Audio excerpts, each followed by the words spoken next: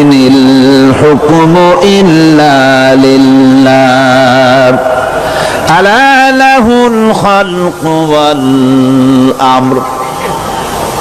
President থেকে শুরু করে শাসক আর শাসিত সব আইন মানবে ওই আল্লাহ রাব্বুল আলামিনের, যিনি এই তামাম জাহান সৃষ্টি করেছেন। সৃষ্টি যার আইন চলবে সেই আল্লাহ রাব্বুল আলামিনের, এবং তার আইনের সার্বিক অনুসরণ করে চলতে হবে সকলকে। এক কথায় ইসলামী সরকারের সমস্ত ক্ষমতা ব্যয় হবে নামাজ কায়েম করা আর যাকাত আদায় করার ব্যাপারে।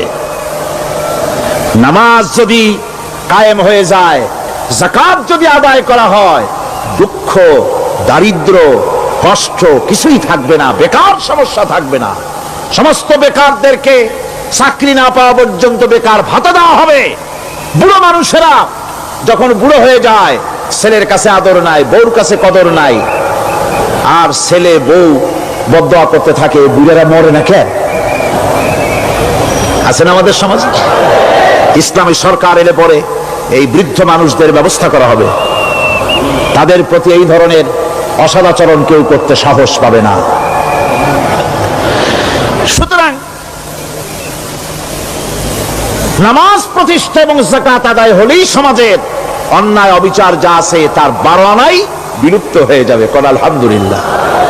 তখন চাকরিতে প্রমোশন হবে নামাজের ভিত্তিতে। এখন প্রমোশন হয় কে কত ঘুষ খাইতে পারে, কে কত সরকারের দালালি করে বিবেকের বিরুদ্ধে বিরোধী দলকে বেশি করে পেটাতে পারে, এর উপরে ভিত্তি করে প্রমোশন হয়। ইসলামী সরকার যখন আসবে, ইসলামী সরকার যখন প্রতিষ্ঠিত হয়ে যাবে, তখন চাকরির প্রমোশন নির্ভর করবে তার সুন্দর চরিত্র আর নামাজের পাবন্দির উপরে ভিত্তি করে। সমাজে দুঃখ দুর্দশা থাকবে, যেরকম থাকবে থাকবে। আমার ভাইয়েরা, নামাজ হচ্ছে আল্লাহ রাব্বুল আলামিনের সাহায্য লাভের একমাত্র মাধ্যম। আল্লাহর কাছে যদি সাহায্য পেতে চাই তাহলে নামাজ লাগবে। লাগবে কি কোন?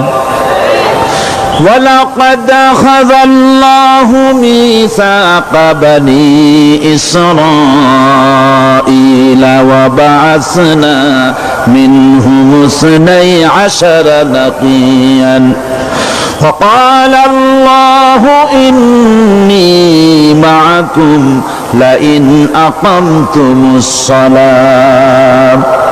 আল্লাহ পাক বলেন, বনী ইসরাইলদের নিকট আমি ওয়াদা নিয়েছিলাম, তোমরা যদি মানুষদেরকে অসামাজিক কার্যকলাপ থেকে যদি তোমরা ফিরাইতে পারো, মানুষদেরকে অসামাজিক কার্যকলাপ থেকে তোমরা ফিরাবে।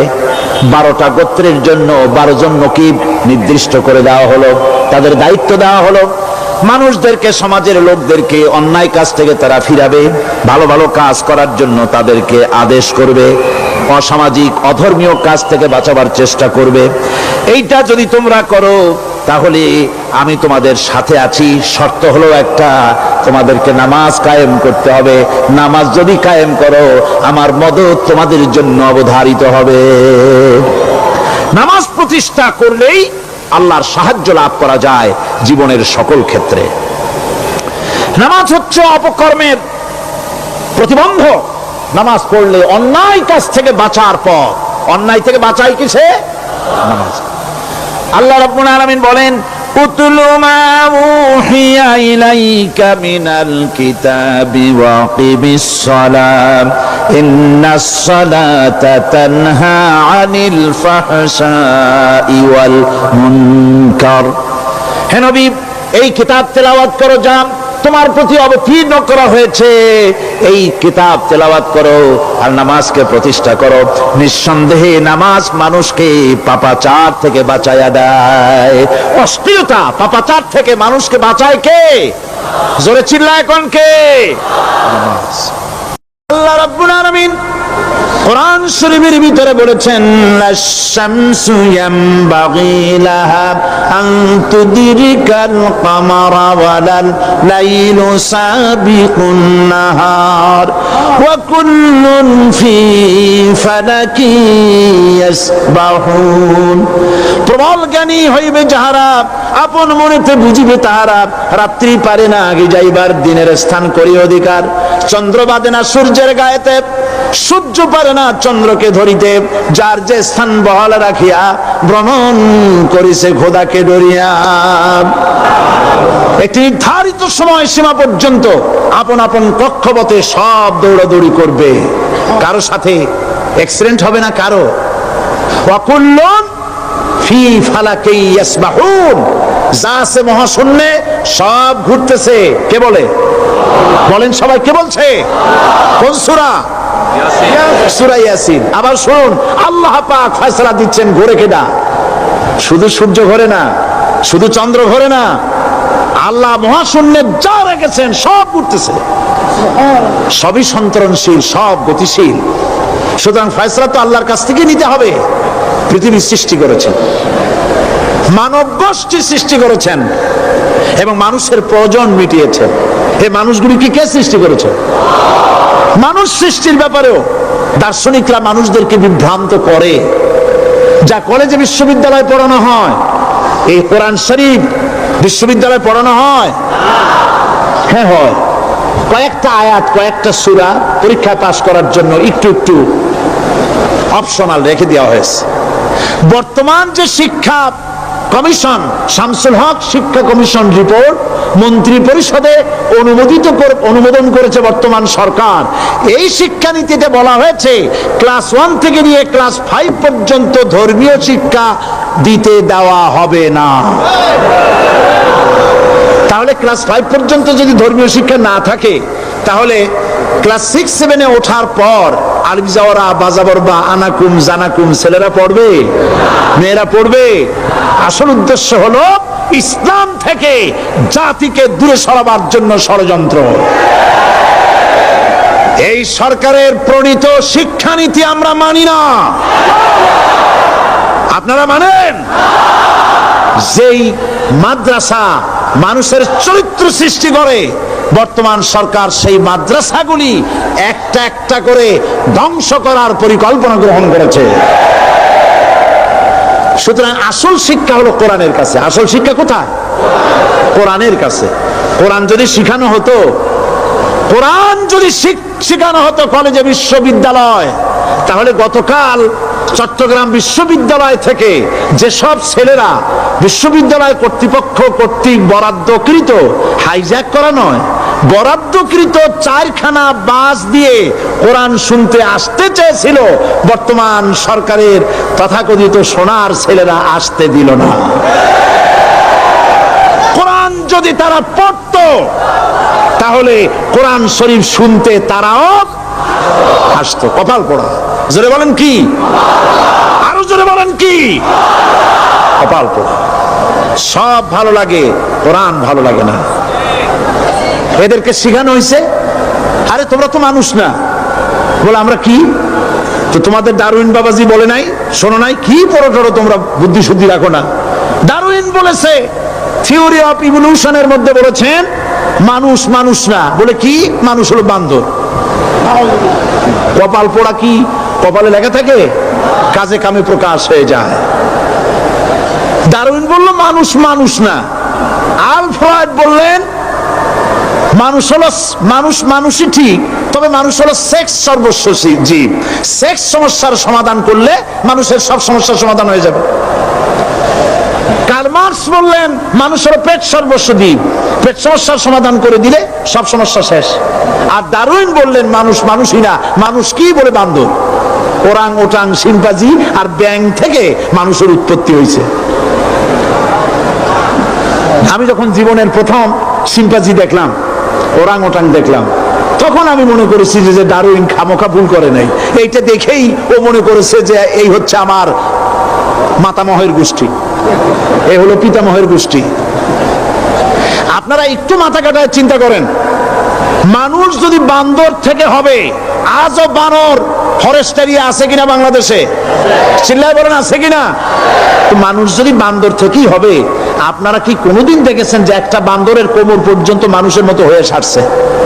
আর কিছুদিন গেলেই পুরো মানুষ হয়ে যাবে, গলা পর্যন্ত মানুষের মতো হয়ে গেছে, আর কদিন গেলেই মানুষ হয়ে যাবে। দেখছেন কখনো? আচ্ছা আপনারা বলেন, পাবদা মাছ আপনারা চট্টগ্রামে কি বলেন? পাবদাই বলেন। পাবদা মাছ দেখতে কি মাছের মতো লাগে? বোয়াল মাছের মতো। কোন পাগলে কি বলছে কথা যে বোয়ালের পূর্বপুরুষ পাবদা? পাবদাগুলি পুটি টুটি খাইয়া খাইয়া আস্তে আস্তে বোয়াল হয়ে গেছে, এ কথা কেউ বলে? আচ্ছা শোলের যে ছোট সাইজ, শোল মাছ, গজাল মাছ, এর যে ছোট্ট সাইজ ভর্তা করে খায়, শুটকি বানায় খায়, ওগুলোর কি বলে? টাকি মাছ। এই টাকি মাছ দেখতে শোল মাছের মতো। কেউ পাগলকে আজ পর্যন্ত বলেছে যে শোল মাছের পূর্বপুরুষ টাকি, টাকিগুলা সার মার খাইয়া আস্তে আস্তে শোলে পরিণত হয়ে গেছে? কেউ বলেছে কখনো? ডারউইন কয় বোতল খাইয়া যে এই মতবাদ লিখছে আল্লাহই ভালো জানে। যে বান্দরের থেকে মানুষ আবিষ্কার হয়েছে, নাউজুবিল্লাহ। এগুলি পড়ানো হয় কলেজে, বিশ্ববিদ্যালয়, তাই আমাদের সোনার ছেলেরা বান্দরামি করে। ওদের যদি পড়ানো হইতো তোমরা বান্দরের গোষ্ঠী নও, তোমরা মানুষ। মর্যাদা কার বেশি, বান্দরের না মানুষের? এ পৃথিবীর প্রথম মানুষকে আদম আলাইহিস সালাম। আদম হইছেন কি দিয়ে? মাটি দিয়ে। আল্লাহ রাব্বুল আলামিন যিনি মানুষ সৃষ্টি করেছেন, তিনি কোরআন শরীফের ভিতরে বলে দিয়েছেন, আমি প্রথমেই বলেছি, আপনারা লক্ষ্য করুন, এই কোরআন তাবিজের কিতাব নয়, এই কোরআন তদবিরের কিতাব নয়, ঝাড়ফুঁকের কিতাব নয়। কোরআন হলো পৃথিবীর মানুষের জন্য কোড অফ লাইফ, পূর্ণাঙ্গ জীবন বিধান। সবকিছু আল্লাহ পাক কোরআনের ভিতরে বলে দিয়েছেন, কোনো জিনিস বাদ দেন নাই। আপনি আমি কেমনে সৃষ্টি হয়েছে আল্লাহ পাক কোরআনের ভিতরে বলেছেন, ইন্না খালাকনাকুম মিন তুরাবিন সুম্মা মিন নুতফাতিন সুম্মা মিন আলাকাতিন সুম্মা মিন মুদগা। নিষ্প্রাণ মাটি দিয়ে তোমাকে উৎপন্ন করা হয়েছে, নিষ্প্রাণ মাটি উপাদান দিয়ে তোমাকে তৈরি করা হলো। মায়ের পেটের ভিতরে এক ফোঁটা নাপাক পানি জমাট রক্তে পরিণত হয়ে গেল, জমাট রক্ত আস্তে করে গোস্ত পিণ্ড হলো, গোস্ত পিণ্ডকে সুন্দর করে সাজায়া হাড্ডি গুড্ডি বানায়া স্ট্রাকচার তৈরি করে তার উপরে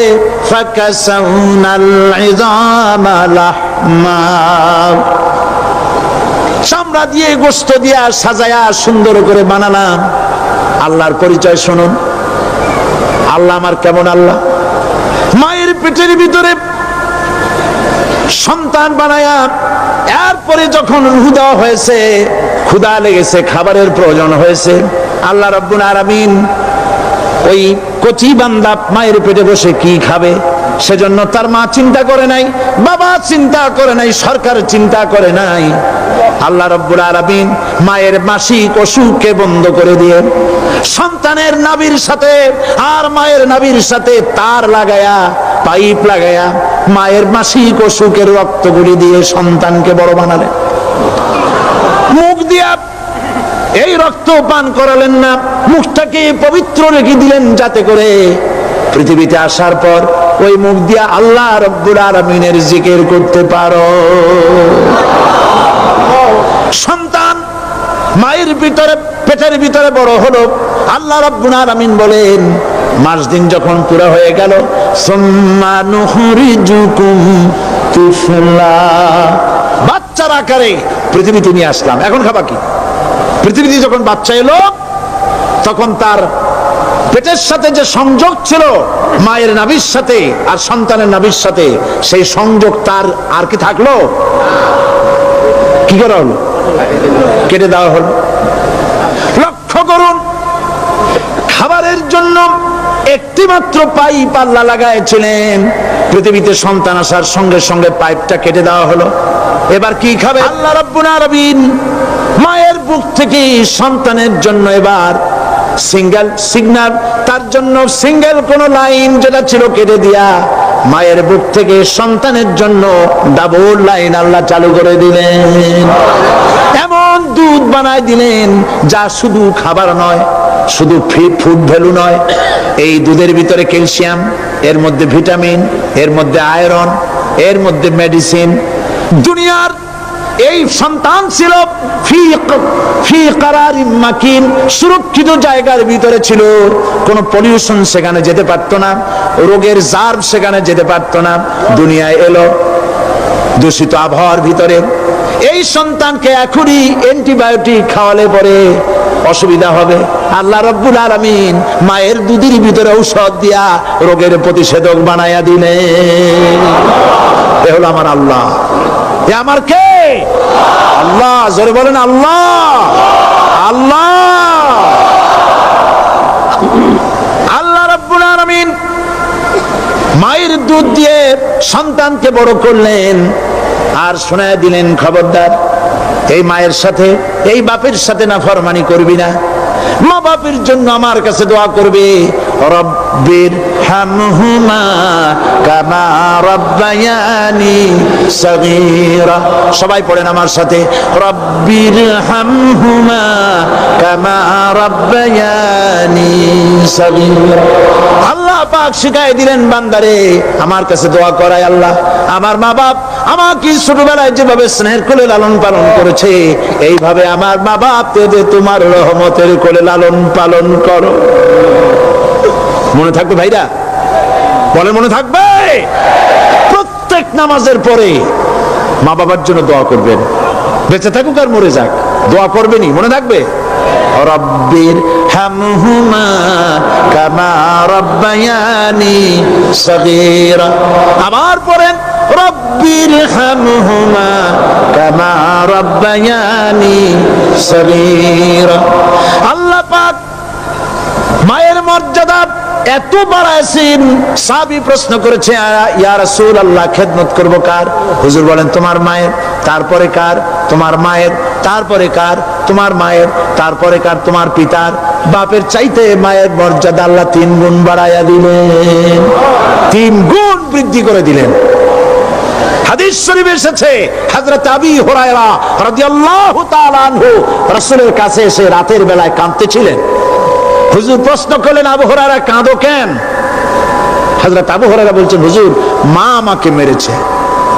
তিনি প্রশ্ন করলেন, আচ্ছা মা তোমার মারলো কেন? তুমি কি কোনো বেয়াদবি করছো? তিনি বললেন না। তবে মারলো কেন? হযরত আবু হুরায়রা বলেন, ইয়া রাসূলুল্লাহ আপনার খেদমত থেকে বাড়ি ফিরতে আমার দেরি হয়ে গিয়েছিল। গভীর রাত্রে যখন বাড়ি গেছি, মা আমাকে প্রশ্ন করলেন, বাবা দেরি হলো কেন, কোথায় ছিলি? তাম পৃথিবীর মানুষ যেই কদম মোবারক চুমু দিতে পারলে ধন্য হয়ে যায়, সেই আখিরি জামানার পয়গম্বর নবী মুহাম্মদ রাসূলুল্লাহ সাল্লাল্লাহু আলাইহি সাল্লামের দরবার থেকে আসতে আমার দেরি হয়ে গেছে। ইয়া রাসূলুল্লাহ আমার মা আপনার নাম শুনে তার গা জ্বলে উঠলো, তিনি কাফের মুশরিকা।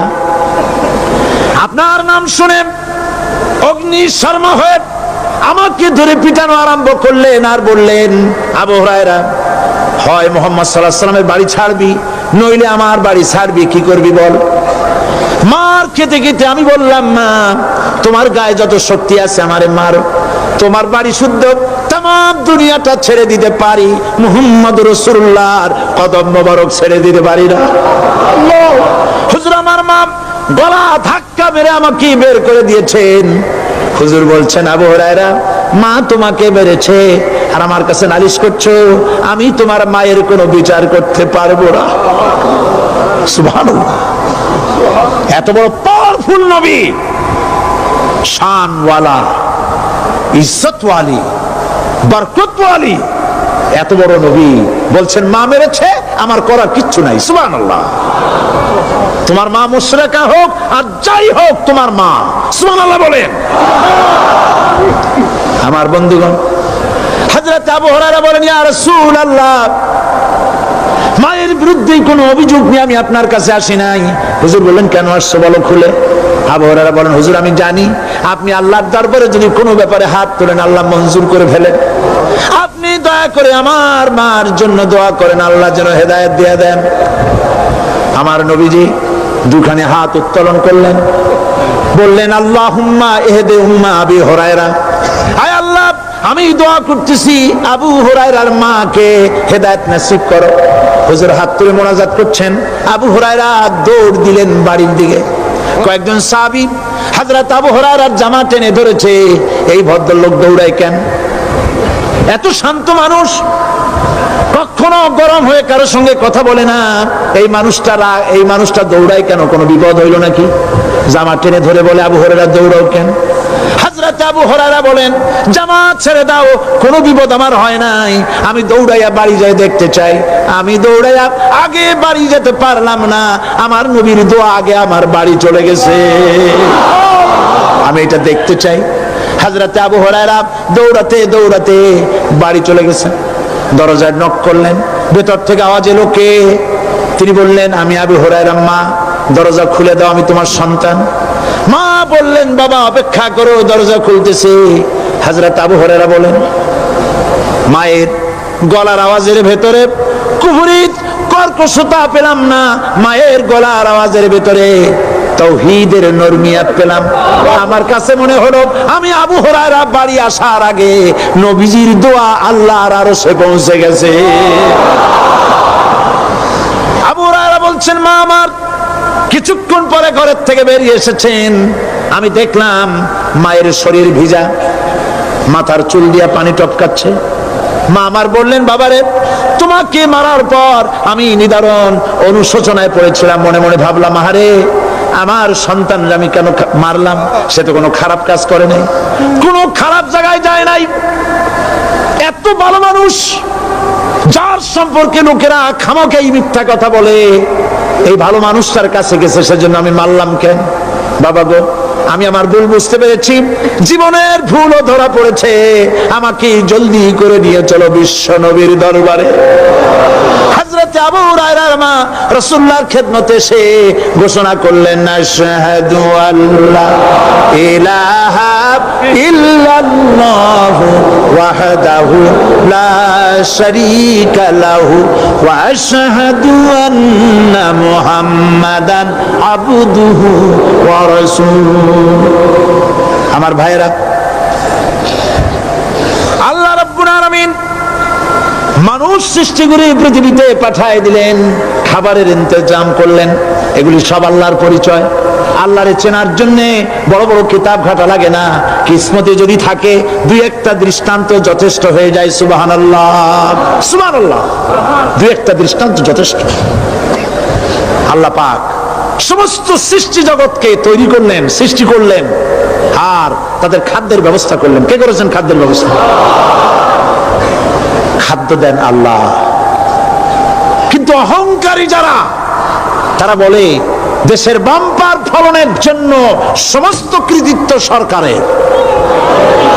বলেন আস্তাগফিরুল্লাহ, বলেন নাউজুবিল্লাহ। এদের একজন বলছিল 3 বছর কিছু দিবার পারুন না, লোকেরা কয় আমরা না খাইয়ে থাকুম, আল্লাহ কয় আমিও দেহুম, কদ্দুর পারো না খাইয়ে থাকতে। ফসল কে দেন? জোরে বলেন কে দেন? বাম্পার ফসলের ফলনের দাবি সরকার করতে পারে না, এটা কুফরি, এটা শিরক। জমিনের ফসল কে দেন? আকাশের বৃষ্টি কার? পানি কার? সার কার? সব আল্লাহ পাক। আল্লাহ পাক কোরআন শরীফে বলেছেন لئن شكرتم لأزيدنكم ولئن كفرتم إن عذابي لشديد। আমার নিয়ামতের শুকর যদি আদায় করো বাড়ায় দেব, আর যদি কৃতজ্ঞ হও শুকরিয়া আদায় না করো মস্ত বড় শাস্তি দেব। ফসল দেই আমি, আর শুকরিয়া আদায় করো তোমার বাজানের, ঠিক কিনা? শুকরিয়া আদায় করে কার? বাজানের। লোকের, একটি মানুষের যেই প্রশংসা এই সরকার করলো, বিগত 4.5 বছর ধরে একটা মানুষের যত জিকির করলো, প্রশংসা করলো, ছবি টানাইলো, যদি এতটা জিকির এতটা স্মরণ আল্লাহ রাব্বুল আলামিনের করত, ওদের জন্য আল্লাহর জান্নাতের দরজা খোলা হয়ে যেত। প্রশংসা করবে কার? চিল্লায় বলুন, আল্লাহ পাকের প্রশংসা করে। খেতে দেওয়ার মালিক তিনি। আল্লাহ পাক বলছেন আল্লাহকে, তার পরিচয় আল্লাহ তুলে ধরেছেন, ওয়ামা মিন দাব্বাতিন ফিল আরদি ইল্লা আলাল্লাহি রিজকুহা। এই পৃথিবীর ভিতরে এমন কোন বিচরণশীল জীব নাই যার রিস্কের দায়িত্ব আমি আল্লাহ গ্রহণ করি নাই। সুবহানাল্লাহ বলবেন না? রিস্কের দায়িত্ব কার হাতে? আচ্ছা দেখুন তো, পৃথিবীর সমস্ত সরকারের কাছে বিভিন্ন মন্ত্রণালয় আছে না? খাদ্য মন্ত্রণালয় বলে কোনো মন্ত্রণালয় আছে কিনা? আছে। খালি কয় খামু আর খামু। খাদ্য মন্ত্রণালয় আছে, থাকার পরেও মানুষ না খাইয়া মরে, ঠিক কিনা? এবার একটু তাকান তো, জ্ঞানের চক্ষু দিয়া তাকান। ফরেস্ট এরিয়া, বাঘ আছে কিনা? নাই। সিংহ আছে কিনা? গন্ডার আছে কিনা? হাতি আছে কিনা? বিশাল বিশাল প্রাণী আছে কিনা? জঙ্গলে ছোট্ট প্রাণী থেকে পোকা থেকে শুরু করে গন্ডার পর্যন্ত, টুনটুনি পাখি দিয়ে শুরু করে ঈগল পাখি পর্যন্ত, নদীর ভিতরে ছোট্ট চুনো পুঁটি থেকে শুরু করে তিমি মাছ পর্যন্ত। প্রাণী তত্ত্ববিদরা বলেছেন সমুদ্রের ভিতরে এমন এমন বড় বড় তিমি আছে যে একটা তিমির ওজন 5000 টন পর্যন্ত হয়ে যায়। 5000 টন তিমিটার ওজন। যখন বাচ্চা হয় তখন বাচ্চার দৈনিক দুধ লাগে 50 থেকে 60 মণ পর্যন্ত। কে ব্যবস্থা করে? রুহান ফেরেশতা। তো ওর মা যেমন বাচ্চা তো সেরকম হবে, ঠিক কিনা? কে দেয় খাবার? এবার দেখেন তো, আপনার দেশের এই জঙ্গলে কত হাতি আছে। হাতিরা মিছিল করে আসছে যে আল্লাহ আমাদের এখন আর খাইতে টাইতে দিতে পারে না, বাংলাদেশের গভর্নমেন্ট কিছু দাও। আসছে না খাইয়া ক্ষুধার জ্বালায় হাতি মরেছে, বাঘ মরেছে, সিংহ মরেছে, এর কোন দৃষ্টান্ত আছে? ক্ষুধার জ্বালায় আকাশের উড়ন্ত পাখিরা ছটফট করে মারা গেছে, দৃষ্টান্ত আছে? নদীর মাছেরা ক্ষুধার জ্বালায় ভেসে উঠেছে, না খাইয়া মরে গেছে, দৃষ্টান্ত আছে? মহান আল্লাহ রাব্বুল আলামিন কোরআন শরীফের ভিতরে বলেছেন অনেক প্রাণী এমন আছে যারা তাদের খাদ্যকে সঞ্চয় করে না, খাদ্যকে জমা করে না, আহরণ করে না। সকাল বেলায় একটা খাবার খেলো, দুপুরে কি খাবে তার জানা নাই। শকুন পৃথিবীর মাঝি থেকে 3 মাইল উপরে ওড়ে, তার চোখকে আল্লাহ পাক এত তীক্ষ্ণ বানিয়ে দিয়েছেন, এই চট্টগ্রামের কোথায় মরা গরু আছে 3 মাইল উপর দিয়ে দেখতে পায়। সুবহানাল্লাহ বলতে ইচ্ছে করে না? এই প্রাণীগুলি খাবারগুলি কোনো গভর্নমেন্ট জোগাড় করে রাখে নাই। আল্লাহ পাক বলেন সবার খাবার আমি দেই। সকাল বেলায় সমস্ত প্রাণীগুলি, মহাশূন্যে পাখি, পানির ভিতরে মৎস্যরাজি, জঙ্গলের ভিতরে হিংস্র প্রাণী, পোকামাকড় থেকে শুরু করে সবগুলো খালি পেটে সব বেরিয়ে যায়, কারো কোনো খাবারের মজুদ নাই। সন্ধ্যা হতে না হতে সমস্ত প্রাণীগুলির পেট ভরাইয়া আমি আবার যার যার ঘরে বিরায় দেই। ওয়ামা মিন দাব্বাতিন ফিল আরদি ইল্লা আলাল্লাহি রিজকুহা। সমস্ত প্রাণী রিজকের দায়িত্ব আমি আল্লাহর হাতে। কে দেয় রিজক? জোরে বলুন, কে দেন? আল্লাহ পাক। কি খাবেন সব আল্লাহ জোগাড় করে দিয়েছেন।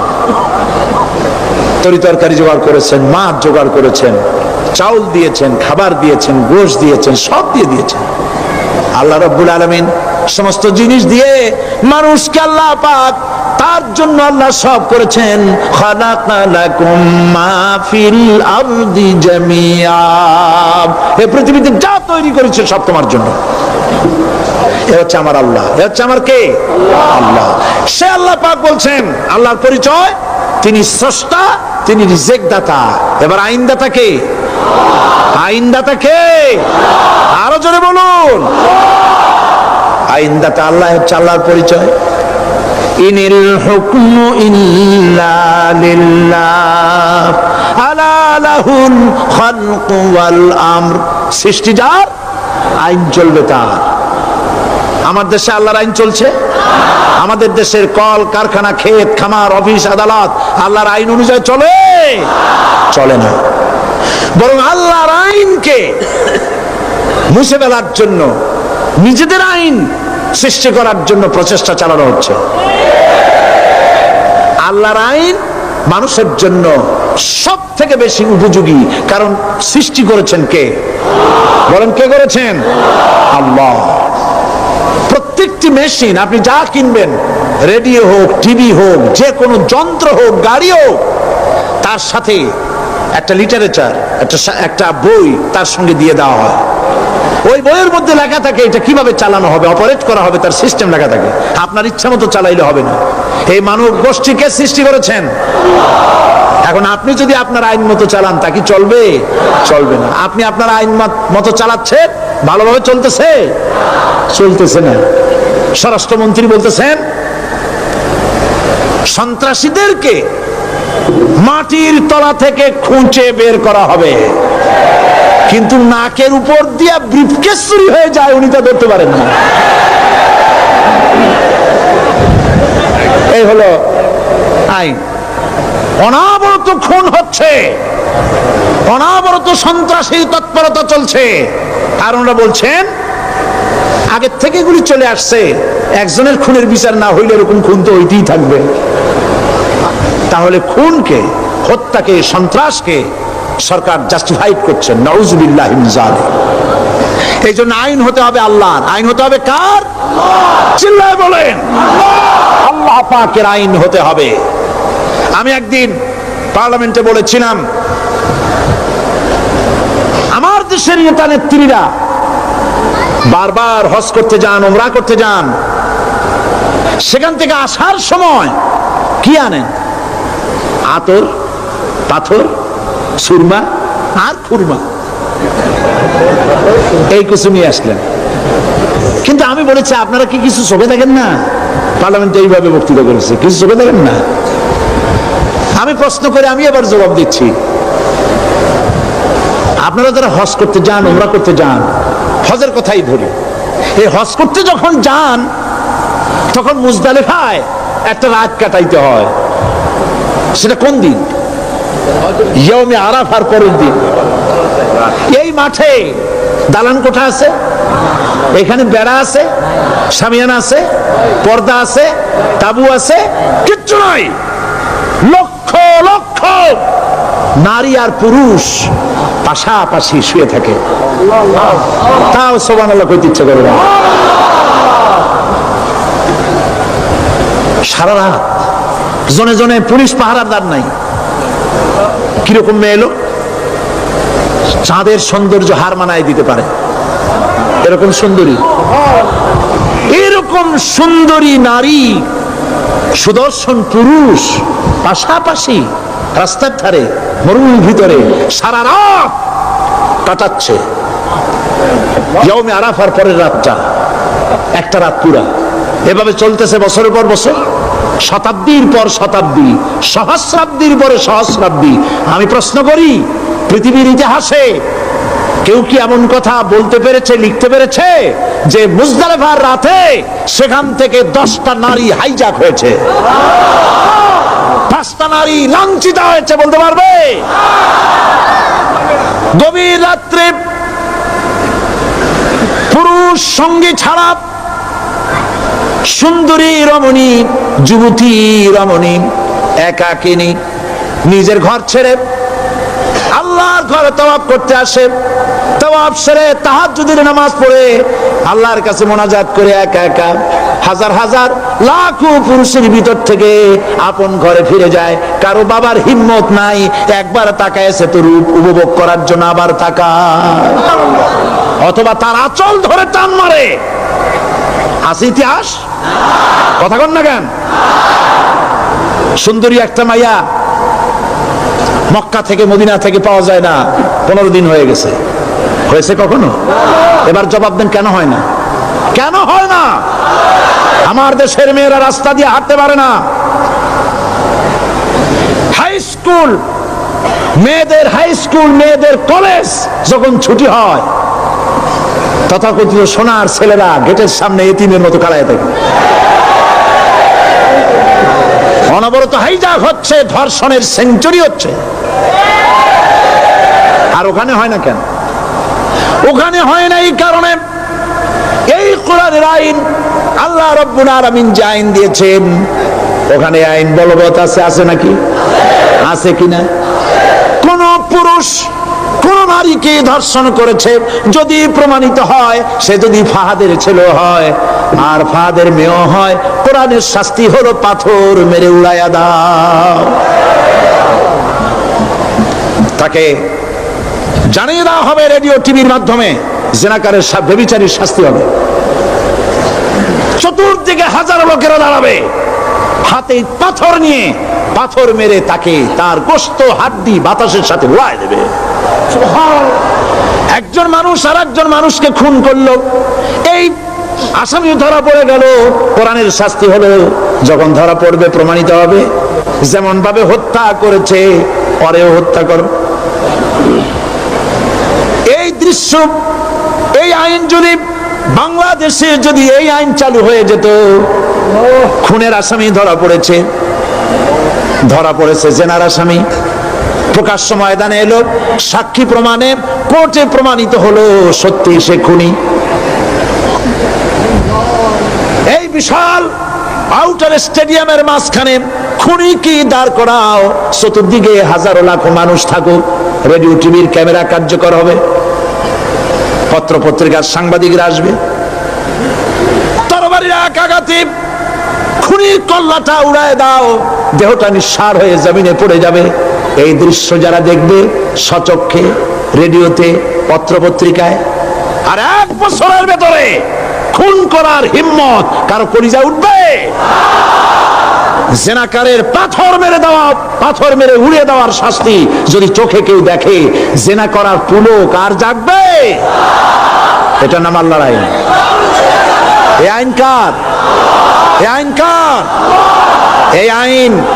এই আইন যতদিন পর্যন্ত বাংলার মানুষের, মুসলমানদের উপরে কার্যকরী না হচ্ছে, এই দেশে কার্যকরী না হবে, ততদিন পর্যন্ত হত্যা, ধর্ষণ, খুন বন্ধ হবে না।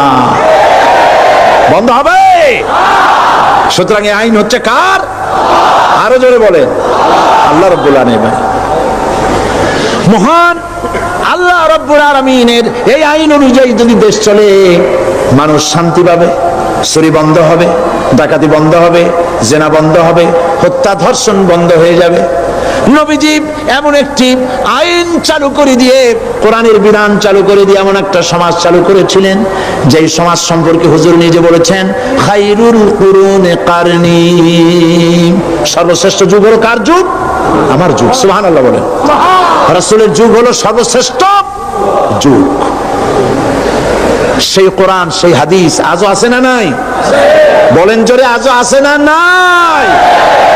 সেই কোরআন এবং সুন্নাহ দিয়ে দেশ শাসন হোক, এটা কি আমরা চাই? কারা কারা চাই? দু হাত উঁচু করে দেখা।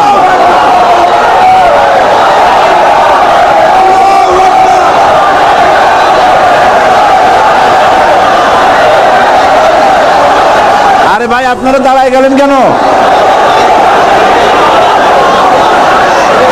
বসেন বসেন। আমি তো একটা স্লোগান দিতে বললাম, হাত দেখতে চাইছি আমি, মাথা দেখতে চাই নাই। এই সুযোগে কোমরটা সোজা করে নিলেন। আচ্ছা বসেন, আর মহব্বতের সাথে জিকির করেন, লা ইলাহা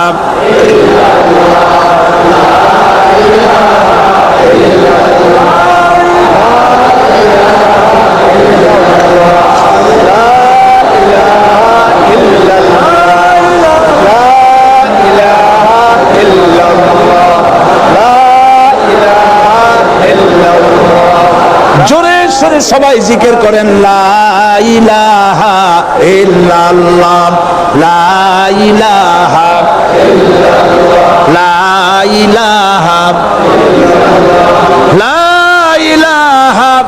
ইল্লাল্লাহু মুহাম্মাদুর রাসূলুল্লাহ। বসুন আমরা মুনাজাত করব। আল্লাহ রাব্বুল আলামিন আয়াতুল কুরসির ভিতরে আল্লাহর সার্বভৌমত্বের কথা বলেছেন। আল্লাহু লা ইলাহা ইল্লা হুয়াল হাইয়ুল কাইয়্যুম। পড়েন আমার সাথে সবাই, আল্লাহু লা ইলাহা ইল্লা হুয়াল হাইয়ুল কাইয়্যুম। আল্লাহ হচ্ছেন যিনি ছাড়া কোনো ইলাহ নাই, তিনি শাশ্বত চিরঞ্জীব। সুবহানাল্লাহি ওয়া বিহামদিহি। আগামীকাল এর বাকি অংশ আমি আপনাদের সামনে আলোচনা করব ইনশাআল্লাহ। জোরে বলেন ইনশাআল্লাহ। দাঁড়ানো ভাইরা বসেন। আপনাদের পাশে যারা দাঁড়িয়েছেন অনুরোধ করে বসায় দেন। বলেন যে আর 5 মিনিট বসেন, আল্লাহর রাস্তায় হাঁটেন না। হ্যাঁ বলেন, বলেন আপনারা যে আল্লাহর রাস্তায় হাঁটেন না, বসেন, সবাই বসেন। এত বড় মাহফিলের মুনাজাত, সুবহানাল্লাহ বলেন। চট্টগ্রামের ইতিহাসের শ্রেষ্ঠ মাহফিল, চিল্লায় বলেন সুবহানাল্লাহ। গোটা বিশ্বের কোরআনের শ্রেষ্ঠ মাহফিল, বলেন সুবহানাল্লাহ। যারা বলেন আলহামদুলিল্লাহ। আগামীকাল এ মাহফিলের আখেরি মুনাজাত হবে ইনশাআল্লাহ। বলেন ইনশাআল্লাহ। আমি আন্তরিকভাবে দুঃখিত, প্রতি বছর আমার মা বোনদের জন্য, চট্টগ্রামবাসী আমার মা বোনদের জন্য আলাদাভাবে তাদের প্রশ্নের উত্তর দেই এবং তাদের সামনে কোরআন হাদিসের কথা আলাদাভাবে বলি। এবছর দিন কম হয়ে গেল বলে মহিলারা, মা বোনেরা বঞ্চিত হয়ে গেলেন। শিশু কিশোরদের জন্য আলাদাভাবে সমাবেশ করা হয়, তাও বঞ্চিত হয়ে গেল। এই বিশাল তাফসীরুল কোরআন মাহফিলের বরকত থেকে চিটাগংবাসীকে যারা বঞ্চিত করলো, আল্লাহ তাদের হেদায়েত নসিব করে দিয়ে। যদি হৃদয় থাকে, যদি হৃদয় বলে কিছু থাকে, বিবেক বলে যদি কিছু থাকে, আর শরীর যদি মুসলমানের পিওর রক্ত থাকে, তাহলে বাড়ি বসে অনুশোচনা করা উচিত, চোখের পানি ফেলানো উচিত ওই সব লোকের যারা এই বরকতপূর্ণ মাহফিলকে বাধা দিয়েছে। আর যাদের কলজার মধ্যে আল্লাহ মোহর মেরে দিয়েছে, এগুলোর তো হেদায়েত হবে না। যাদেরকে আল্লাহ পাক তৈরি করেছেন জাহান্নামের জন্য, ওদের কাছে মাহফিল অসহ্য, সহ্যই হবে না। নাউজুবিল্লাহ বলেন। চট্টগ্রামবাসীর জন্য তাফসীরুল কোরআন মাহফিল নিয়ামত। এই নিয়ামত কিয়ামত পর্যন্ত আল্লাহ টিকায় রাখুন, বলি আমিন। আগামীকালের আখেরি মোনাজাতে সমস্ত মুসলমান চতুর্দিক থেকে আল্লাহ পাকের নারা লাগাতে লাগাতে আসবেন।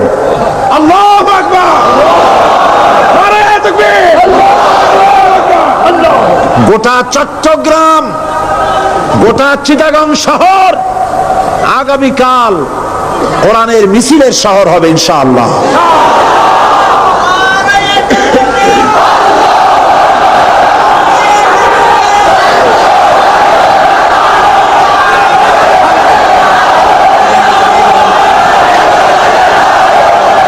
সকল ধন এবং সম্পদের মূল মালিক হচ্ছেন আল্লাহ পাক। সমস্ত ধন সম্পদের মালিক কে? আল্লাহ সুবহানাহু ওয়া তাআলা।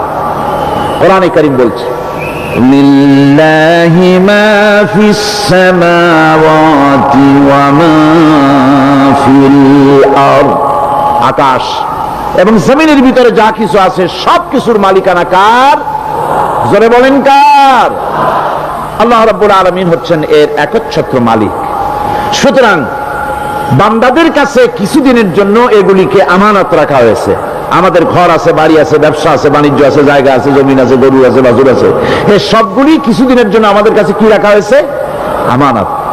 আমানতের মাল আপনি আপনার ইচ্ছা মতো খরচ করতে পারবেন না। আমানতের মাল কি ইচ্ছা মতো খরচ করা যায়? যায় না। আমানতের মালকে খরচ করতে হলে মূল মালিকের ইচ্ছা অনুযায়ী খরচ করতে হবে। মূল মালিককে আল্লাহ রাব্বুল আলামিন বলছেন, ইন্নাল্লাহা ইশতারা মিনাল মুমিনিনা আনফুসাহুম ওয়া আমওয়ালাহুম বিআন্না লাহুমুল জান্নাহ। আমি আমার মুমিনের জান এবং মালকে খরিদ করে নিয়েছি, বিনিময় জান্নাত দিয়ে দিয়েছি। তোমার কাছে যে জান আছে, মাল আছে, এটা তোমার নয়, এটা আমার আমানত তোমার কাছে।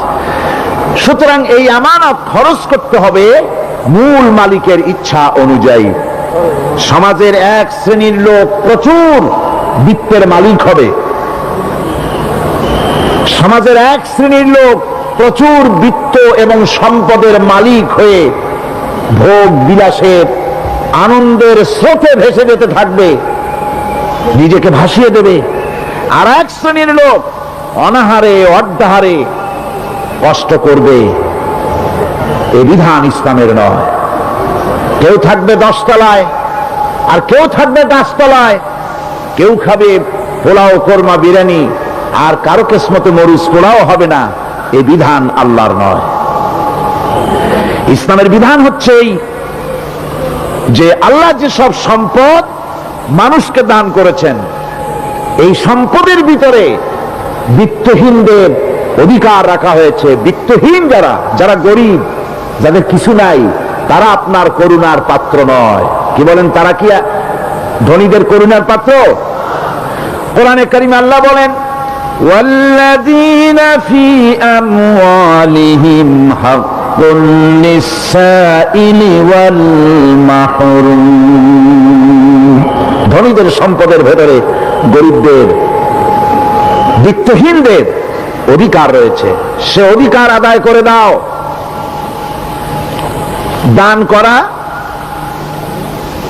এমনি দিয়ে দেওয়া এক জিনিস, গরিবদেরকে বিত্তহীনদেরকে ইসলাম করুণার পাত্র বানায় নাই, বলেছে অধিকার। অধিকারটা বড় মজবুত কথা, এই কথার লোড আছে, ওয়েট আছে। আপনার আমার সম্পদের, অর্থাৎ যাদের বিত্ত আছে, বিত্ত সম্পদওয়ালা সম্পদশালী লোকেদের সম্পদের ভেতরে গরিবদের অধিকার রয়ে গেছে, সে অধিকার আদায় করতে হবে। ইসলাম সকল মানুষের দারিদ্র্য দূর করে বেঁচে থাকার মৌলিক অধিকার প্রতিষ্ঠিত করেছে।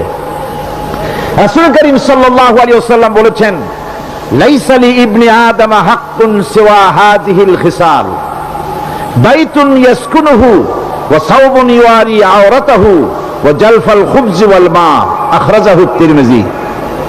তিরমিজি শরীফের হাদিসের ভিতরে এসেছে, রাসূল করিম সাল্লাল্লাহু আলাইহি ওয়াসাল্লাম বলেছেন, প্রত্যেকটি বনি আদমের তার বাস করার জন্য একটা গৃহ, এবং লজ্জা ঢাকার জন্য, শীত নিবারণের জন্য তার বস্ত্র, আর ক্ষুধা মিটাবার জন্য তার পানি আর রুটি ইত্যাদির ব্যবস্থা করতে হবে। চাই সে মুসলমান হোক আর হিন্দু হোক আর খ্রিস্টান হোক, বনি আদম, আদমের সন্তান যে মানুষ, যে তার এই অধিকার ইসলাম প্রতিষ্ঠিত করেছে।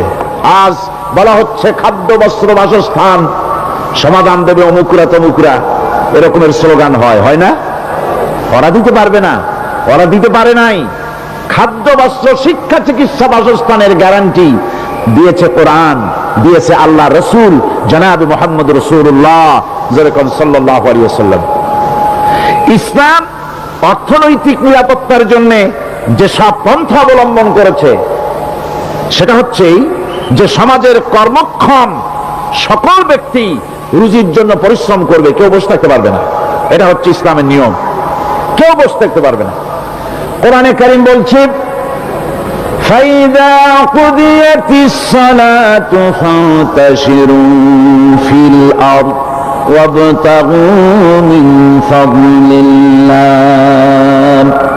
ফাইদা কুদিয়াতিস সালাত, যখন তোমার নামাজ সম্পূর্ণ হয়ে গেল, ফান্তাশিরু ফিল আরদ, ছড়িয়ে পড়ো আমার জমিনের উপরে, ওয়াবতাগু মিন ফাদলিল্লাহ, আর আমার অনুগ্রহ অনুসন্ধান করো। রুজি কামানো কোনো খারাপ জিনিস না। কেউ মনে করে সারাদিন বসে বসে আল্লাহর জিকির করব, কেউ দুনিয়াটারে ঝামেলা মনে করে জঙ্গলে চলে যেতে চায়, এটা নিয়ম না। আপনি বসে থাকতে পারবেন না, আপনাকে কাজ করতে হবে। রুজি কামাই করাটাকে কোরআনে কারিমে এতটা সম্মান দিয়েছে, যেটাকে ফজলুল্লাহ বলা হয়েছে। ফজলুল্লাহ, এটা আল্লাহর অনুগ্রহ। সুবহানাল্লাহ বলেন। এটাকে ফজলুল্লাহ বলা হয়েছে, এটা জিনাতুল্লাহ বলা হয়েছে। আপনি যে কাপড় চোপড় ব্যবহার করেন, এই কাপড় চোপড়ের ব্যাপারে আল্লাহ পাক প্রশংসা করেছেন, কাপড় চোপড় সুন্দর করতে বলেছেন। তারপরে রুজি রোজগার হালাল করতে বলা হয়েছে, এবং রুজি কামাবার ব্যাপারে হালাল ভাবে রুজি কামাবার জন্য ইন্সপিরেশন দেওয়া হয়েছে কোরআন এবং হাদিসে। রাসূল করিম সাল্লাল্লাহু আলাইহি ওয়াসাল্লাম বলেছেন, আল কাসিবু হাবিবুল্লাহ, সহজে যে উপার্জন করে সে আল্লাহর বন্ধু। যে ব্যক্তি ঠেলা গাড়ি চালায়, কুলি মজুর রিকশা চালায়, নিন্দা নাই, তাকে নিন্দা করা যাবে না। রিকশাওয়ালাও একটা গুরুত্বপূর্ণ দায়িত্ব পালন করছে। কুমার, কামার, তাঁতি, জেলে, ধোপা, নাপিত সবাই কাজ করছে। প্রত্যেক কাজের সম্মান ইসলাম দেয়। সুবহানাল্লাহ। সমস্ত কাজের সম্মান আছে, শুধুমাত্র সম্মান নাই চুরির কাজের, ডাকাতির কাজের, সন্ত্রাসের কাজের, চাঁদাবাজির কাজের, মাস্তানির কাজের। এই সব কাজ নিন্দনীয় এবং এই সব কাজ নিতান্ত বাজে কাজ। এ কাজের কোনো সম্মান নাই। সম্মান হচ্ছে নিজের হাতে কামাই করে সারা দিনে এক মুঠো খাবারও যদি খান, আপনার খাবারের চাইতে হালাল খাবার কারো হতে পারে না। আল্লাহর বন্ধু সোজা কথা না। আল কাসিবু হাবিবুল্লাহ, সহজ উপার্জনের এত বরকত। সেজন্য অর্থনৈতিক নিরাপত্তার জন্য সমাজের প্রত্যেকটি কর্মক্ষম লোককে কাজ করতে হবে। কি করতে হবে? নামাজ পড়া হয়ে গেছে, এখন আর বসে থাকা চলবে না। নেমে পড়ুন কাজের জন্য, আল্লাহর অনুগ্রহ অনুসন্ধান করুন। এরপরে আল্লাহ পাক বলছেন, আমার অনুগ্রহ রুজি কামাও, আর রুজি কামাবার সময় আযকুরুল্লাহ যিকরান কাসীরা লাআল্লাকুম তুফলিহুন। আর জিকির করবা আমার বেশি, আমার জিকির করবা। বলা হচ্ছে রুজি অনুসন্ধান করো, আর বলা হচ্ছে আমার জিকির করো। তো জিকির আর রুজি সন্ধানের ভিতরে সামঞ্জস্য কি? সামঞ্জস্যটা হচ্ছে এই যে আপনি যখন যিকরুল্লাহ কাসীরান, আপনাকে বেশি করে জিকির করতে হবে। জিকির মানে কি? স্মরণ করা। জিকির মানে কি? স্মরণ করা। আল্লাহকে স্মরণ করেন। রুজি যখন কামাতে যাবেন স্মরণ করবেন কারে? চিল্লায় কোন কারে? আপনি রুজি কামাবার জন্য চাকরি করতেছেন, অফিসে বসে যদি আল্লাহ রাব্বুল আলামিন আপনার স্মরণে থাকে, তাহলে ঘুষ খাওয়া আপনার জন্য সম্ভব হবে না। কথা ঠিক কিনা? আল্লাহ পাক বলছেন, রুজি কামাবার জন্য তুমি যে পরিশ্রম করবে, ওই পরিশ্রমের সময় বেশি বেশি জিকির করো, আমারে স্মরণ রাখো। অফিসে বসে যখন তুমি কাজ করবে, আমি যদি স্মরণে থাকি, তাহলে তুমি ঘুষ খাইতে পারবে না। তুমি জমিন চাষ করবে, জমিন চাষ করার সময় আমি যদি তোমার স্মরণে থাকি, জমিনের আইল ঠেলা তোমার পক্ষে সম্ভব হবে না। যত রকমের রুজি রোজগারের পথ আছে, আমাকে স্মরণ করো, খারাপ পথ থেকে বাঁচো, হালাল ভাবে রুজি কামাও। হালাল রুজির ভিতরে আল্লাহ রাব্বুল আলামিন বরকত দিয়ে দিবেন। আর কাজ করার জন্য বলা হয়েছে। রাসূল করিম সাল্লাল্লাহু আলাইহি ওয়াসাল্লাম বলেছেন, ইজা সাল্লাইতুমুল ফাজরা ফালা তানুমু আন তালবি আরযাকুকুম। ফজরের নামাজ পড়া হয়ে গেছে, ঘুমায়ো না। আমাদের একটা আম অভ্যাস হয়ে গেছে ফজরের নামাজ পড়ে ঘুমানো। হাদিস শরীফে বলা হচ্ছে, ফজরের নামাজ পড়া হয়ে গেছে, ঘুমায়ো না। রুজি তালাশ করো, রিজিক তালাশ করো, নিজের সাহায্য করো, অন্যকে সাহায্য করো, নিজের সংসারের জন্য কাজ করো, অন্যের জন্যও করো। হালাল ভাবে রুজি কামাই করে বউকে একটা ব্লাউজ কিনে দিয়েছেন, একটা শাড়ি কিনে দিয়েছেন, বাচ্চাকে ক্লাসের বই কিনে দিয়েছেন, বাজার থেকে মাছ তরি তরকারি কিনে। অক্ষম ব্যক্তিদেরকে সহযোগিতা করবে, যারা নাকি উপার্জন করতে পারে না, ওই জাতীয় লোকদেরকে তারা সহযোগিতা করবে। ওয়ায়াকফুলু গানিয়ুহুম ফাকিরাহুম, সেই সমাজের যারা নাকি সামর্থ্যবান, তারা রোজগার করবে এবং গরিবদেরকে সহযোগিতা করবে। আল্লাহর নবী বলেছেন, সে ব্যক্তি মুমিন নয়, সে ব্যক্তি মুমিন নয়, সেই ব্যক্তি মুমিন নয়। সাহাবায়ে কিরাম হতচকিত হয়ে উঠলেন, প্রশ্ন করলেন, নবীজি কোন ব্যক্তি মুমিন নয়? আল্লাহর নবী বলেন, যেই ব্যক্তি পেট পুরে আরাম করে ঘুমায় গেল, এ কথা জানার পর যে তার প্রতিবেশী না খেয়ে শুয়ে আছে, ক্ষুধার যন্ত্রণায় কাতরাচ্ছে, এ কথা জানার পরে যেই মুসলমান ব্যক্তি আরাম করে পেট ভরে খেয়ে ঘুমায়, সে কখনো মুমিনের দাবি করতে পারে না, মুমিন হতে পারে না। কত বড় কথা! ইসলাম মানুষকে তাগিদ করেছে তার প্রতিবেশীর উপরে লক্ষ্য রাখার জন্য, তার প্রতিবেশীকে লক্ষ্য রাখার জন্য, গরিব মানুষের প্রতি লক্ষ্য রাখার জন্য। রাসূল করিম সাল্লাল্লাহু আলাইহি ওয়াসাল্লাম বলছেন, আইয়ু রাজুলিন মাতা দিয়ান বাইনা আগনিয়ায় ফাকাদ বারিয়াত মিনহুম জিম্মাতুল্লাহি ওয়া রাসূলিহি। আল্লাহর নবী বলেন, কোন ধনী ব্যক্তিদের মাঝে কোন গরিব প্রতিবেশী যদি না খেয়ে মারা যায়, তাহলে ওই এলাকার বিত্তশালী লোকদের সাথে আল্লাহর সমস্ত সম্পর্ক, রাসূলের সব সম্পর্ক ছিন্ন হয়ে যায়। কে বলতে পেরেছে এত বড় কথা? মানুষের অর্থনৈতিক নিরাপত্তার জন্য কত বড় কথা বলেছে ইসলাম, বলেছে বিশ্বনবী জনাবে মুহাম্মদ রাসূলুল্লাহ সাল্লাল্লাহু আলাইহি ওয়াসাল্লাম। আল্লাহ রাব্বুল আলামিন বলেন,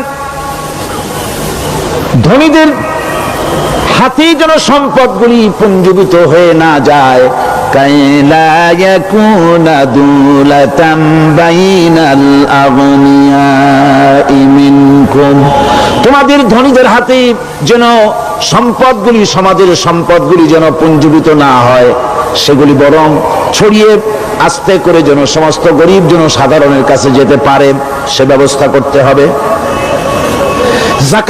যাকাত প্রদানের মাধ্যমে ধনীদের কাছ থেকে নিয়ে গরিবদেরকে দিয়ে দিতে হবে।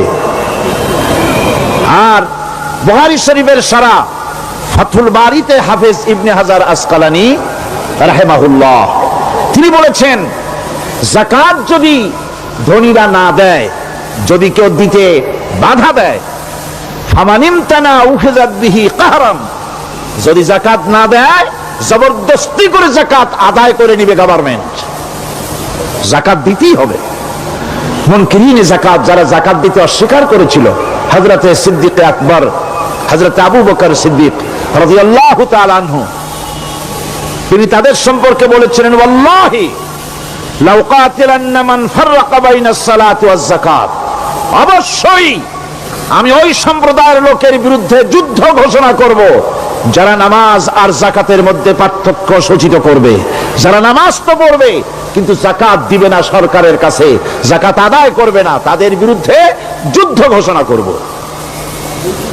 ইসলামী সরকার যদি প্রতিষ্ঠিত হয়, তাহলে এই যাকাত আদায় করা হবে।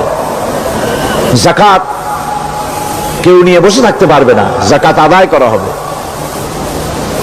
আমাদের দেশে নিয়ম মাফিক যদি যাকাত আদায় করা হতো, এই দেশ যদি ইসলামী গভর্নমেন্ট হতো,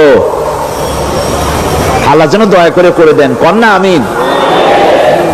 আল্লাহ পাক যদি দয়া করে দেশটারে ইসলামী রাষ্ট্র বানায় দেন, তাহলে যাকাত তো আদায় করে নেওয়া হবে। যাকাত দিতে আপনি বাধ্য, গরিব মানুষ থাকবে না।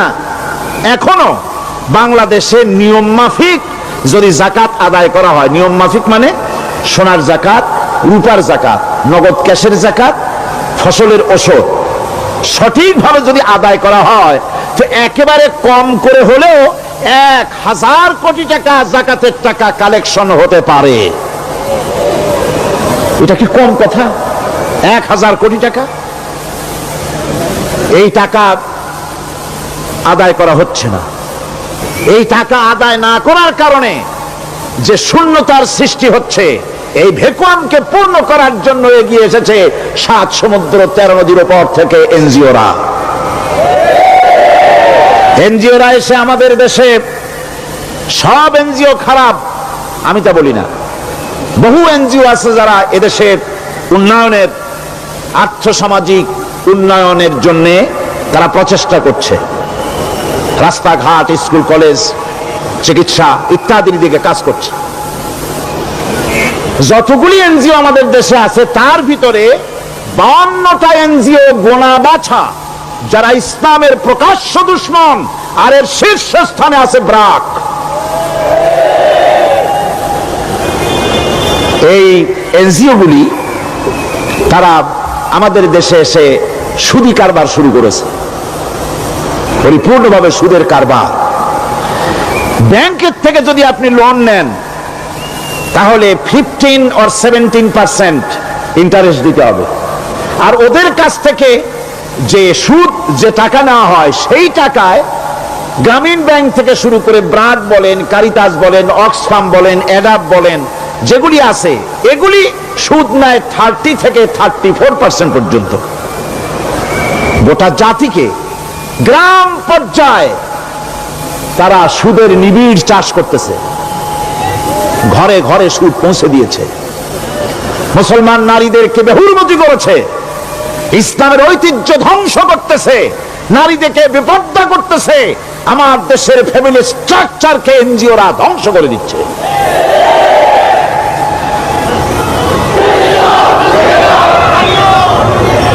সুতরাং এনজিওরা এই সুযোগটা পেত না যদি যাকাত কালেকশন করা হতো, আর যাকাত দিয়ে যাকাত যে সব জায়গায় খরচ করতে হয় সেই খরচ করার জায়গাগুলিতে সঠিকভাবে যদি ব্যয় করা হতো, এই অবস্থা হতো না। বাংলাদেশের সম্পদের অভাব নাই। যারা বলে বাংলাদেশ গরিব, আমি তাদের সাথে একমত নই।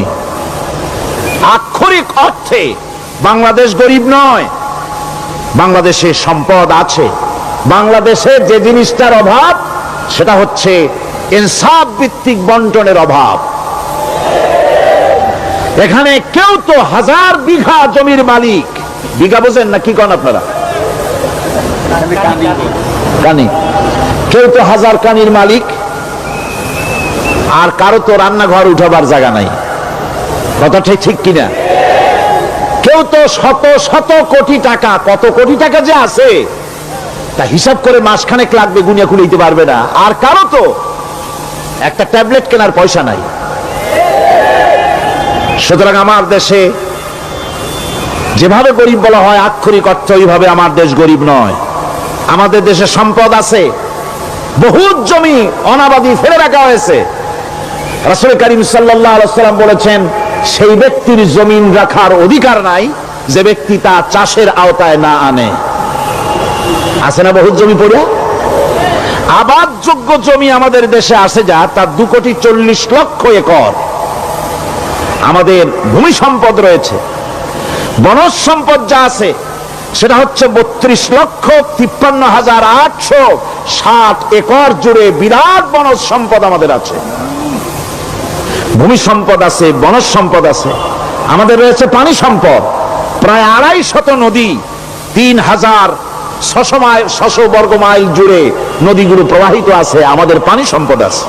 আমাদের গ্যাস সম্পদ আছে, যে গ্যাস অন্তত 100 বছর চলতে পারে। প্রত্যেক বাড়িতে বাড়িতে গ্যাসের সংযোগ দিলেও 100 বছরে ফুরাবে না। আলহামদুলিল্লাহ কইতে ইচ্ছা করে না? জোরে কোন আলহামদুলিল্লাহ। আমাদের গ্যাস সম্পদ রয়েছে, আমাদের মৎস্য সম্পদ আছে, পশু সম্পদ আছে, কৃষি সম্পদ আছে, আরো রয়েছে বিপুল জনশক্তি। জনশক্তিকে আজ সবচাইতে বার্ডেন মনে করা হয়। জনশক্তিকে বলা হয় বাংলাদেশের সবচাইতে বড় সমস্যা, জনশক্তি সমস্যা।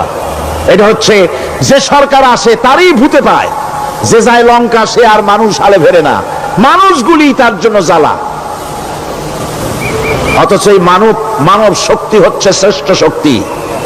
ইউনিভার্সিটি জনমের মতো না বাড়াইয়া, এখন তো ইউনিভার্সিটি দাবি করতেছে সকলে, গ্রামে গঞ্জে থানায় রান্নাঘরে সব জায়গায় আমাদের ইউনিভার্সিটি দাও। আর ইউনিভার্সিটির ফজিলত কি তা তো আমরা দেখতেইছি। এর থেকে বেশি করে পলিটেকনিক ইনস্টিটিউট, ভোকেশনাল ইনস্টিটিউট ইত্যাদি যদি বানানো হতো, ভিক্ষার হাতকে কর্মীর হাতে যদি পরিণত করা যেত, মানুষগুলিকে যদি কর্মক্ষম করা যেত, তাদেরকে যদি মডার্ন টেকনোলজি যদি শিক্ষা দেওয়া যেত, তাহলে এই মানব শক্তি রপ্তানি করে বা পৃথিবীর বিভিন্ন দেশ থেকে মূল্যবান বৈদেশিক মুদ্রা অর্জন করা যায়। সেটা না করে মানুষ হইছে জ্বালা, জনমের মতো এদেরকে মারো। এটা হচ্ছে ট্রেনের 3rd ক্লাস প্যাসেঞ্জার্স মেন্টালিটি। সেটা কিরকম? সেটা হচ্ছে ট্রেনে যখন মানুষ চলে 3য় শ্রেণীতে, একবার উঠে বসলে সে অন্যের জন্য জায়গা ছাড়ে না। জায়গা খালি আছে, আরেকজন এসে বললে ভাই আমার একটু বসতে দাও, কয় না ভাই এখানে লোক আছে। আসলে কিন্তু লোক নাই। আপনি যদি বলেন যে সেই লোক আসলে আমি জায়গা ছেড়ে দেবো, ততক্ষণ তো বসি। আপনি বসলেন, এরপরে আপনি তো বুঝছেন যে লোকটা ফাঁকিতেছে, ওই চিন্তা আপনার মধ্যেও ঢুকবে, আর একজন আসবে, বসার জায়গা আছে, আপনি বলবেন না এখানে জায়গা নাই। ট্রেনের থার্ড ক্লাস প্যাসেঞ্জারদের যে মন মানসিকতা, বর্তমান মুসলিম দেশগুলির সরকার প্রধানেরা ঠিক ট্রেনের থার্ড ক্লাস প্যাসেঞ্জারদের চাইতেও থার্ড ক্লাস। মানব শক্তিকে কাজে লাগাবার চিন্তা না করে উল্টা চিন্তা তারা করছেন। এত সম্পদ থাকা সত্ত্বেও বাংলাদেশ আজ যে অভাব সৃষ্টি হয়েছে তা কৃত্রিম, এবং তা সৃষ্টি হয়েছে এটা এর একমাত্র দায়ী এর জন্য রাজনৈতিক ষড়যন্ত্র। রাজনৈতিক ষড়যন্ত্রের কারণেই এই অভাব সৃষ্টি হয়েছে। গোড়া থেকেই আমাদের দেশটি ষড়যন্ত্রের শিকার। প্রথমে ব্রিটিশ বেনিয়ারা 200 বছর পর্যন্ত গোলামির জিনজির পরিয়ে দিয়েছে। 200 বছর গোলামির পর দ্বিজাতি তত্ত্ব এবং মুসলিম সংখ্যাগরিষ্ঠতার ভিত্তিতে 47-এর আজাদি, তারপর পশ্চিমাদের শোষণ বঞ্চনা থেকে মুক্তি লাভের জন্য 71-এর আজাদি, এরপরে দেশের 90% হচ্ছে মুসলমান। 90% কারা? চিল্লায় বলেন না কারা? পৃথিবীর এই দ্বিতীয় বৃহত্তম মুসলিম জনগোষ্ঠীকে খ্রিস্টান আর ইহুদিরা তারা চেয়েছে জনগণকে খ্রিস্টান বানাতে। আমাদের দেশের জনগণকে তারা চায় খ্রিস্টান বানাতে। যারা কমিউনিস্ট তারা চায় আমাদেরকে নাস্তিক বানাতে। আর পার্শ্ববর্তী দেশের পেইড এজেন্ট যারা আমাদের দেশে আছে তারা চায় পৃথিবীর নিকৃষ্টতম কুহুরি মতবাদ, ধর্ম নিরপেক্ষ মতবাদের মাধ্যমে গোটা জাতিকে ধর্ম থেকে দূরে সরিয়ে দিতে চায়। সুতরাং এই ষড়যন্ত্রের শিকার হয়ে আছে বাংলাদেশ। বাংলাদেশের এই আর্থসামাজিক প্রেক্ষাপটে ইসলামের বিধান ছাড়া, আল্লাহর দেওয়া বিধান ছাড়া এর কোনো মুক্তি নাই, এর নাজাতের কোনো পথ নাই। আল্লাহ রাসূল ক্ষমতা আরোহণ করলেন, রাষ্ট্রের মালিক হলেন, প্রেসিডেন্ট হলেন। রাসূলুল্লাহ কি হলেন? আল্লাহর নবী প্রেসিডেন্ট হলেন। সমাজের গরিব দুঃখীদের ব্যাপারে নবীজি বললেন, মান তারাকা মালান ফালওয়ারাসাতিহি ওয়া মান তারাকা দিয়ান আও কুল্লা ফালিয়াতিনি ফাইন্না মাওলাহু, রাওয়াহুল বুখারী। নবীজি বলেন, যে ব্যক্তি মারা গেল, মরে যাওয়ার পর তার যে সম্পদ থাকবে, এই সম্পদগুলি সে যে সন্তান স্ত্রী পুত্র যাদের রেখে গেছে তা তাদের জন্যে। আর যদি সে ঋণগ্রস্ত, যদি ঋণ অবস্থায় সংসারকে রেখে যেয়ে থাকে, তাহলে তার ঋণের বোঝা, ঋণের পরিশোধের দায়িত্ব আমি মুহাম্মদ সাল্লাল্লাহু আলাইহি ওয়াসাল্লাম নিয়ে নিলাম। সমাজের যার কোনো অভিভাবক নাই তার অভিভাবক আমি মুহাম্মদ সাল্লাল্লাহু আলাইহি ওয়াসাল্লাম। যার কোনো অভিভাবক নাই সেজন্য আমার কাছে চলে আসে। ইসলামী রাষ্ট্র এই বিধান পেশ করেছে। এর চাইতে সুন্দরতম বিধান পৃথিবীতে আর কেউ দিতে পারে নাই। সেজন্য সেই সমাজে চুরি বন্ধ হয়েছে, ডাকাতি বন্ধ হয়েছে, জিনা বন্ধ হয়েছে, সব বন্ধ হয়ে গিয়ে সুন্দর একটি সমাজ প্রতিষ্ঠিত হয়েছিল। আর রাসূল বলেছিলেন, খায়রুল কুরুনে কারনি, সর্বশ্রেষ্ঠ যুগ হলো আমার যুগ। সুবহানাল্লাহি বিহামদিহি। মানুষ দরজা খুলে ঘুমায়েছে, কারো ক্ষুধার কষ্ট নাই, পড়ার কষ্ট নাই, খাবারের চিন্তা নাই, চুরি ডাকাতির ভয় নাই, ভয় মুক্ত। ওই যে গতকাল বলেছিলাম, যেমন একটা সমাজ আসবে, খাবাব চিন্তা করো না, আমি কসম করছি এমন একটা সমাজ প্রতিষ্ঠিত হবে যেই সমাজে চুরি ডাকাতি জেনা ব্যভিচার হত্যা ধর্ষণ কোনো ভয় থাকবে না। লা ইয়াখাফু ইল্লাল্লাহ, আল্লাহ ছাড়া কারো কোনো ভয়, মনের ভিতরে ভয় থাকবে না। ওয়ালাকিন্নাকুম তাস্তাজিলুন, তোমরা বড্ড তাড়াহুড়ো করতেছো, বেসবর হচ্ছো, সবর করো, তাড়াহুড়ো করো না। এমন সমাজ আসবে। রাসূলুল্লাহ এরকম একটা সমাজ গোটা পৃথিবীবাসীকে উপহার দিতে পেরেছিলেন না পারেন নাই? পেরেছিলেন কিনা? সেই কথাই আল্লাহ রাব্বুল আলামিনের কথার সঙ্গে বার মিলান। লাইসাল বিররা আন তুওয়াল্লু ওয়ুজুহাকুম কিবালাল মাশরিকি ওয়াল মাগরিব পূর্ব পশ্চিমে কত মাথা ঘুরালে, চেহারা ঘুরালে এটাই কিন্তু তোমার পুণ্যবান হওয়ার জন্য, নেককার হওয়ার জন্য যথেষ্ট নয়। বরং যথেষ্ট হলো আল্লাহর প্রতি ঈমান আনো, কিতাবের প্রতি, পরকালের প্রতি, ফেরেশতার প্রতি, নবীদের পরে ঈমান আনো, আর আল্লাহর মহব্বতে, আল্লাহর প্রেমে উদ্বুদ্ধ হয়ে আর একটা বড় কাজ করো, সেটা হলো ওয়াতাল মালা আলা হুব্বিহি যাবিল কুরবা ওয়াল ইয়াতামা ওয়াল মাসাকিন ওয়াবনাস সাবিল ওয়াস-সাইলিনা ওয়া ফির রিকাবি ওয়া কামাস সালাতা ওয়া الزكاة والموفون بعهدهم إذا عاهدوا والصابرين في البأساء والضراء وحين البأس أولئك الذين صدقوا وأولئك هم المتقون। আরেকটি গুরুত্বপূর্ণ কাজ করতে হবে আল্লাহ পরকালে বিশ্বাস করার সাথে সাথে, সেটা হলো এই, তোমাদের জানের মতো প্রিয় ধন এবং সম্পদকে আল্লাহর মহব্বতে খরচ করতে হবে। সেজদা দিয়া কপালে দাগ লাগাইছো কিন্তু প্রতিবেশীকে সাহায্য করো নাই, গরিবদেরকে দাও নাই, এতিমকে দাও নাই, বোনকে ঠকাইছো, মেয়েকে ঠকিয়েছো, তোমার ওই সেজদায় কিয়ামতে কাজ দিবে না। প্রকৃতপক্ষের নেককার পুণ্যবান হওয়ার জন্য গরিব জনসাধারণকে সহযোগিতা করতে হবে।